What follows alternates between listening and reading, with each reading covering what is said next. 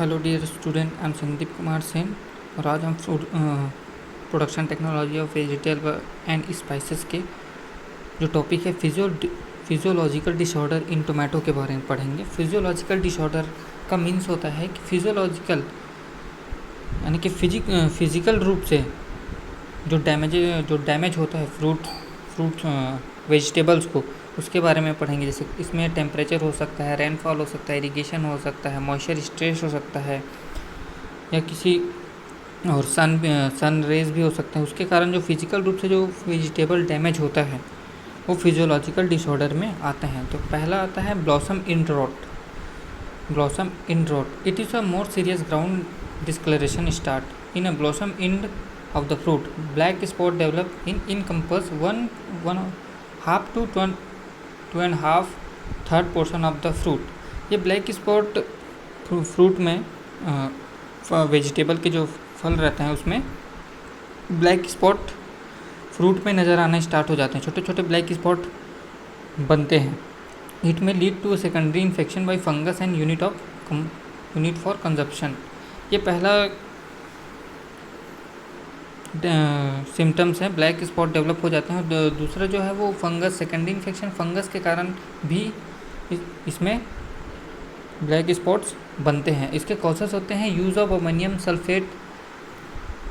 Sulphate के use से, या फिर imbalance of magnesium and potassium. Magnesium potassium के बैलेंसिंग नहीं रहता, उसकी वजह से भी हो सकता है।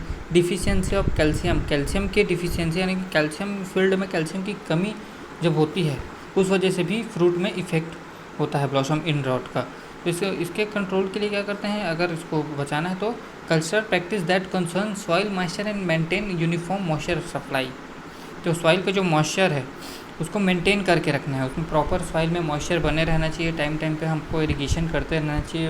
10 to 15 डे इंटरवल हो या फिर 3 to 4 डे इंटरवल हो, उस इंटरवल पे हमको इरिगेशन करते रहना चाहिए। प्रॉपर फ्रूट स्टेज में मॉइस्चर फील्ड में बनी रहनी चाहिए। या फिर foliar spray of 0.5% CaCl2 calcium chloride का भी हम स्प्रे कर सकते हैं। या फिर apply nitrogen in the form of urea. Fruit लगने के टाइम थोड़ा थोड़ा नाइट्रोजन यूरिया के फॉर्म में हम अप्लाई कर देंगे तो ब्लॉसम इन रॉट से बचा सकते हैं। अगला है fruit cracking. Middle of the May के महीनों में मिडिल मई में ये होता है। Reduce transpiration has increased cell टर्गिडिटी।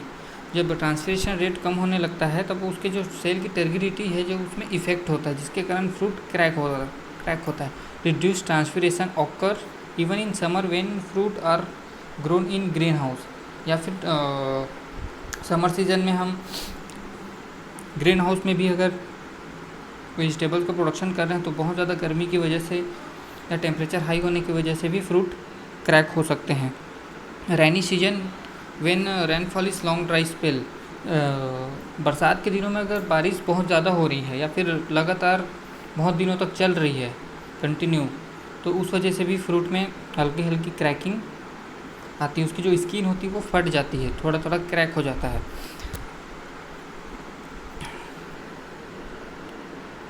Presence of water on the surface of fruit is more conducive in cracking than high soil moisture. Boron deficiency in the soil also causes fruit cracking. Boron की जो deficiency होती है field में, boron की कमी होने की वजह से भी फ्रूट क्रैकिंग होती है। तो इसके लिए क्या करते हैं, use resistance cultivars.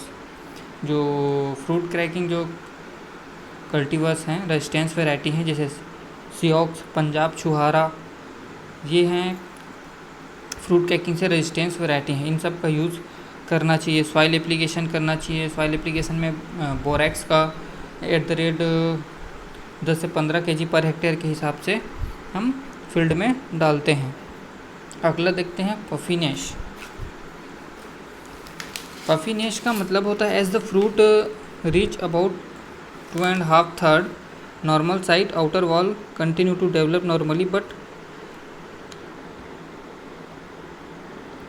But remaining internal tissue growth is retarded.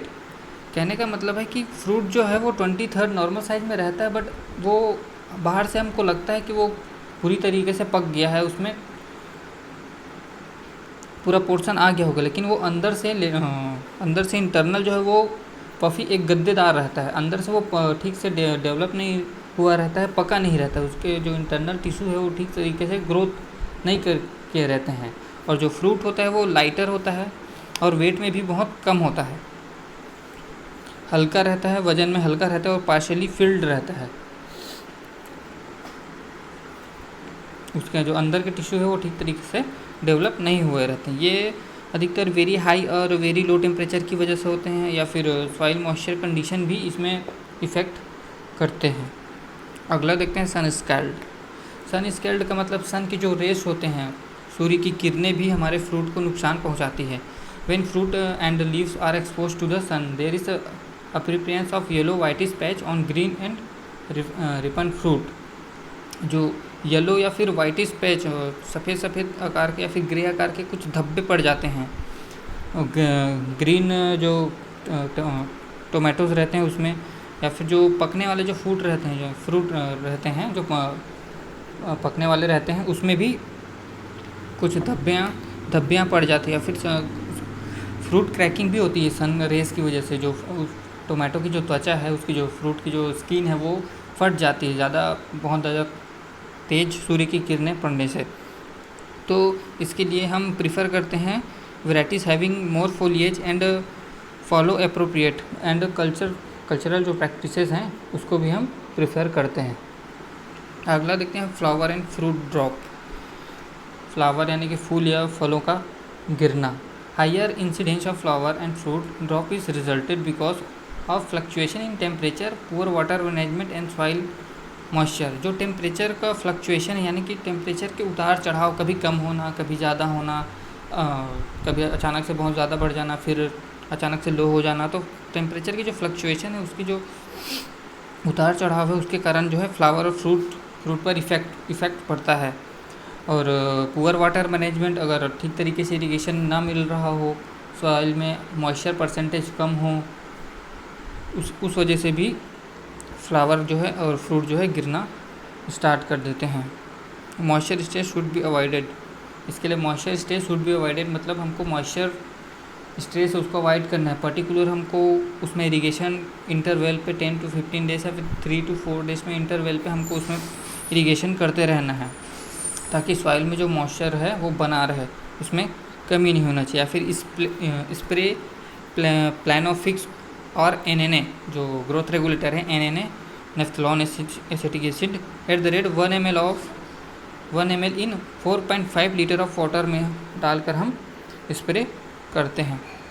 अगला देखते हैं ब्लॉची रिपनिंग।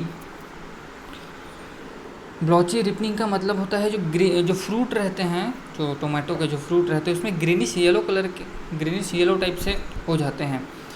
आधा हरा भी रहता है और आधा पूरी तरीके से पीले कलर के पके हुए भी दिखते हैं, आधा हरा आधा पीला। तो इसके लिए क्या करते हैं, maintain balance between nitrogen and potassic fertiliser. जो नाइट्रोजन और जो पोटेशिक फर्टिलाइज़र है, जैसे कि यूरिया है और DAP है, तो इन जो फर्टिलाइज़र है उसको बैलेंस करके हम रखते हैं, यानी कि फील्ड पे जितना हमको क्वांटिटी चाहिए उसके हिसाब से फील्ड में हम पर्टिकुलर डोज पे फर्टिलाइज़र हम अप्लाई करते हैं। अगला है ब्राउजिंग और internal browning, also known as grey wall. मतलब होता है कि जो फ्रूट में आपने देखा होगा, फ्रूट में टमाटर के फ्रूट में ग्रे कलर के स्पॉट्स बन जाते हैं, फिर एक जगह ऐसा पूरा ग्रे जैसा स्किन में दिखाई देता है, वहाँ पे कुछ हल्का सा स्पॉलेज हुआ रहता है, स्पॉलेज टाइप ग्रे कलर का स्पॉट्स नज़र आता है, तो वो ब्राउनिंग या इंटरनल ब्राउनिंग है। तो इसके लिए जो रेजिस्टेंस वैरायटी हैं उसको यूज़ कर सकते हैं, जैसे EL 235673 है एक वैरायटी, उसका यूज़ कर सकते हैं। Resistance to the disorder resistance variety use कर सकते हैं। अगला है green back. Stem end portion of the fruit turn green. जो स्टेम का पोर्शन है और फ्रूट का पोर्शन है वो ग्रीन कलर का हो जाता है, मतलब ग्रीनिश बना रहता है। ग्रीनिश आधा जो पूरा फ्रूट का बहुत ज़्यादा पोर्शन रेड कलर या पिंक कलर का रहता है, लेकिन कुछ पोर्शन ग्रीन के ग्रीन बने रहते हैं कुछ जगह पे, तो वो होता है। ये होता है at the high temperature ripening is inhibited and green band in exceeded, reduce temperature by artificial means, temperature की वजह से ये होते रहते हैं। अब देखते हैं insect and disease of brinjal. जो भाटा है, ब्रिंजल है, उसमें कौन कौन से इंसेक्ट और डिसीज लगते हैं। तो पहला है fruit and shoot borer. Fruit and shoot borer जो होता है वो नई शाखाओं में छेद करके प्रवेश करती है। ये जो शाखाएं रहते हैं, स्टेम रहते हैं, उसमें छेद करके प्रवेश करती है। जब नए नए शूट्स निकलते रहते हैं उसमें छेद करके ये प्रवेश करती है, जिससे क्या है जो शूट्स रहते हैं, मतलब जो शाखा रहती है वो मुरझाकर नीचे की तरफ गिर जाती हैं। और जब फल लगना स्टार्ट होता है पौधों में, फ्रूटिंग स्टेज आती है, तो ये फलों में छेद करके अंदर घुस जाती है, जिससे फल को पूरा ख़राब कर देती है और फल जो है खाने योग्य नहीं रहता है। तो इसके जो कंट्रोल के लिए हम कॉर्बेरिल का यूज़ कर सकते हैं। 50% वेटेबल पाउडर 2 ग्राम पर लीटर ऑफ वाटर में हम डाल के स्प्रे करते हैं, या फिर मेटासिस्टॉक्स का 2 ml पर लीटर ऑफ वाटर में डाल के हम स्प्रे करते हैं। अगला है स्टेम बोरर, यानी कि तनाछेदक। ये तनाछेदक नाम से ही है कि ये तने में छेद करके अंदर में अपना लार्वा जो एग्स है वो डेवलप कर देते हैं, जिससे कि जो स्टेम रहता है वो खोखला हो जाता है, एक डेड हार्ट टाइप से बन जाता है। जो तने में छेद होने की वजह से तना जो शाखा है वो झुलस कर नीचे की ओर गिर जाती है। पूरा जो पौधा होता है वो मुरझा जाता है और झुलसा टाइप सा नज़र आता है। इसके लिए भी हम कंट्रोल के लिए कार्बोरिल या मेटासिस्टॉक्स का स्प्रे कर सकते हैं। अगला है जैसिड। ये हरे रंग के छोटे छोटे कीट होते हैं जो पत्तियों के निचले भागों में रहते हैं। ये क्या करते हैं, पत्तियों का रस चूसते हैं और परिणाम स्वरूप पत्तियाँ जो हैं वो मुड़ जाती है। उसके बाद और पत्तियों के किनारे में जो पोर्शन होता है उससे थोड़ा थोड़ा सूखना स्टार्ट कर देती है, इससे पौधा मुरझा जाता है और हमें नुकसान होता है। तो इसके लिए भी मेटासिस्टॉक 0.1% 100 ml 100 लीटर ऑफ वाटर में डालकर हम स्प्रे करते हैं। अब डिसीज़ देखते हैं। फर्स्ट जो डिसीज़ है डंपिंग ऑफ पाइथियम एफ्रीडेरेनेटम फंगस की वजह से होता है। प्लांट शुड बी डैमेज और नर्सरी। ये प्लांट को नर्सरी स्टेज में भी डैमेज करता है और फील्ड में भी ट्रांसप्लांटिंग होने के बाद भी डैमेज करता है। ये क्या करता है, जो प्लांट जब लगा रहता है उसके ग्राउंड लेवल से पत्ती जो शाखा रहती है, मेन शाखा रहती है, उसको डैमेज कर देती है, जिससे क्या होता है पत्ती ग्राउंड लेवल से सूख कर नीचे की ओर गिर जाती है और झुलसा टाइप सा दिखाई देती है। तो इसके लिए क्या करते हैं, सीड ट्रीटमेंट हमको करना चाहिए। सीड को नर्सरी में लगाने से पहले कैप्टॉन या थायरम से हमको 2 ग्राम पर लीटर ऑफ वाटर में ट्रीट करना चाहिए। अगला है फोमोप्सिस ब्लाइट। ये फोमोप्सिस वैक्सेंस जो फंगस होता है उसके कारण होता है। ये small brown spot in a plant leaf, छोटे छोटे ब्राउन कलर के स्पॉट्स पत्तियों में नज़र आते हैं, बनना स्टार्ट हो जाते हैं पत्तियों में छोटे छोटे ब्राउन कलर के, या फिर ब्लैक कलर के स्पॉट जो पत्तियों के जो किनारे होते हैं उसमें छोटे छोटे जो किनारे होते हैं उसमें ब्लैक कलर के स्पॉट्स हमको दिखाई देने लगते हैं। इसके सिम्टम्स हैं। इसके लिए भी हम सीड ट्रीटमेंट कैप्टॉन थायरम से करते रहना चाहिए।